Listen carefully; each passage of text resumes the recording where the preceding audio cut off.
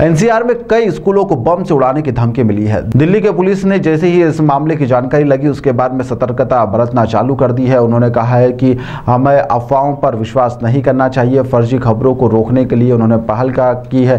250 से अधिक का कॉल प्राप्त अभी तक हो चुके हैं। हमारी स्पेशल सेल की टीम लगातार जाँच कर रही है और मामले का खुलासा जल्द से जल्द करने की बात भी पुलिस के द्वारा कही जा रही है। फॉरवर्ड हुए कुछ हमारे पत्रकार मित्रों ने ही हमें फॉरवर्ड किए कि बहुत सारे जो स्कूल के ग्रुप्स होते हैं, व्हाट्सएप ग्रुप्स, उसमें कुछ कन्वर्सेशंस ऐसी चल रही हैं कि कुछ सस्पिशियस चीज मिली है इस स्कूल में, उस स्कूल में।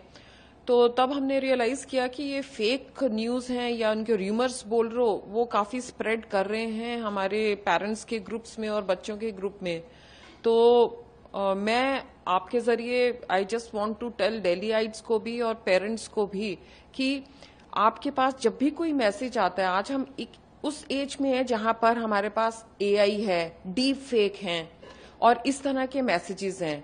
इसको आपको देखना चाहिए कि क्या अथॉरिटी कौन वेरीफाई कर रही है कि नहीं कर रही, ये सोर्स क्या है, इस जो खबर आपके पर पहुंच रही है उसका सोर्स क्या है, उसकी ऑथेंटिसिटी क्या है, कैसे आप मानेंगे कि ये सच कहा जा रहा है।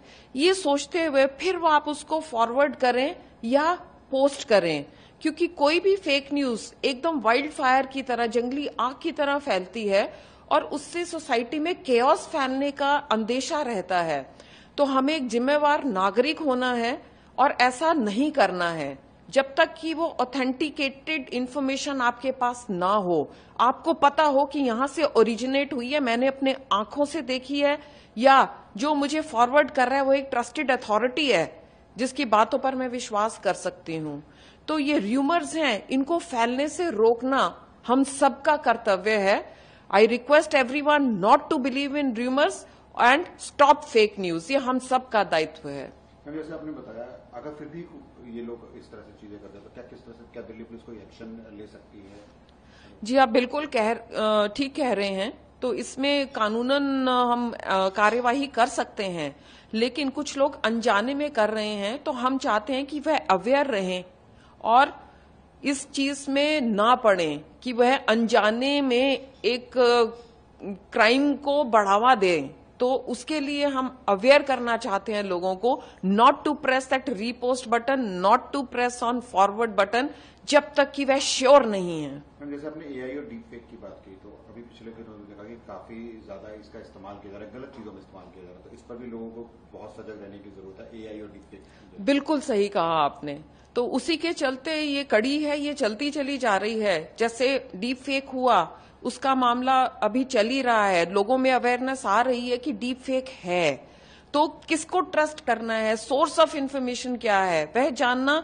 डीप फेक और वीडियोस तो हैं ही, इवन मैसेजेस जो हम स्प्रेड कर रहे हैं उसमें भी हमें केयरफुल रहने की बहुत आवश्यकता है। मैम, कल स्कूल थ्रेट वाले मामले में कितनी कॉल्स टोटल आई थी और अभी तक दिल्ली पुलिस की तरफ से क्या एक्शन लिया जा रहा है? मामला दर्ज कर लिया गया, सेक्शंस क्या है, या फिर केस कौन देख रहा है? जी ये 250 से अधिक थी। एग्जैक्ट नंबर मेरे पास लिखा है लेकिन अभी याद नहीं है।